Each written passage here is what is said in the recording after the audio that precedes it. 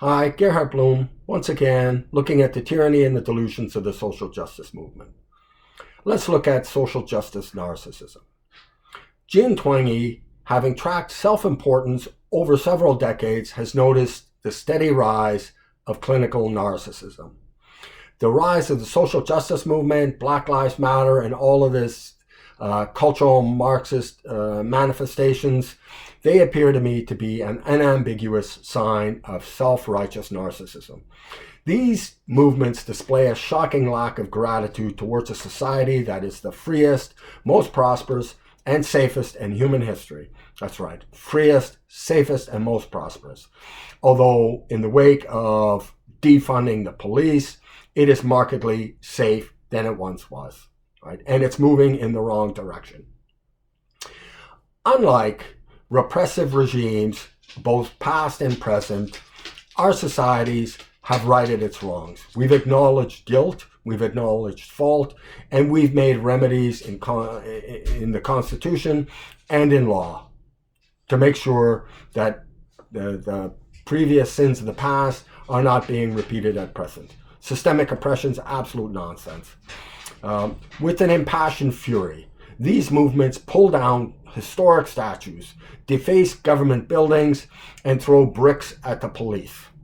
These movements did not arise among the poor and the allegedly disenfranchised. Rather, the strongest proponents of this oppression narrative are from the most elite universities in the United States. University professors, pointy-headed college kids, and when these pointy-headed college kids get out into the real world, no, they didn't conform to prevailing norms and standards. They recreated this ideological nonsense in these institutions, in the media, in the entertainment, in sports, the corporate world. It is everywhere. By any measure, these people are the most pampered generation the world has ever produced, wrapped in a cocoon of absolute wealth, positive affirmation, and privilege. They look upon a society that promises them everything, only to condemn all they see.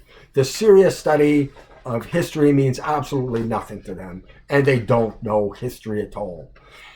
They, of course, know that all Western history can be reduced to Western imperialism. For them, Western history is nothing but a shameful narrative of naked exploitation and oppression, and nothing can be gained by its study.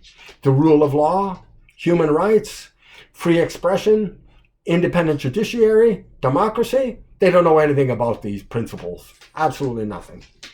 These warriors for justice are simply too smart not to see through the deceit. They are confident in rejecting all of these institutions. Pull down the walls, right? These institutions allegedly are oppressive and mask real freedom. The real freedom is in the future utopia. Every previous utopian dream ended in absolute horror. Do they ever think for just a moment? Do they ever look at history or take a glance of regimes elsewhere? For most of human history, the mass of humanity has lived in conditions of utter brutal repression, shameless exploitation, and masking nothing.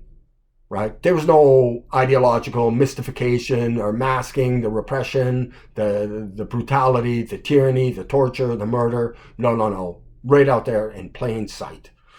Right? Today, millions of people live in countries divided by religion, tribal and ethnic violence, and mutual suspicion and hostility. Women in the world live in tyranny of absolute male dominance, and it's not the United States and Canada and Western Europe, unless they're being tyrannized by recent Muslim immigrants, and this, folks, is happening. Right? Gays live in fear of being put to death, not by lone bigots, but by states, communities, and their own families. Right? This is reinforcing their religious norms. These social justice are all Justin Trudeau or Cory Bush, seeing racist oppression lurking everywhere. Dare I say, at this moment they seem utterly unworthy of the sacrifices made to provide them the gold-plated platform of shameless greed and narcissism. Right? I hope you will check out my book, Deconstructing Social Justice. It's available on Amazon. I will systematically unravel its various lives. Multiculturalism, all cultures are equally valid. Cultural appropriation, systemic oppression, the non-binary. It's all poisonous nonsense, and it's destroying lives. Please check out the book. It's important, not because I wrote it. I wrote it because the issues could not be more important. Thank you so much for your time. Bye-bye.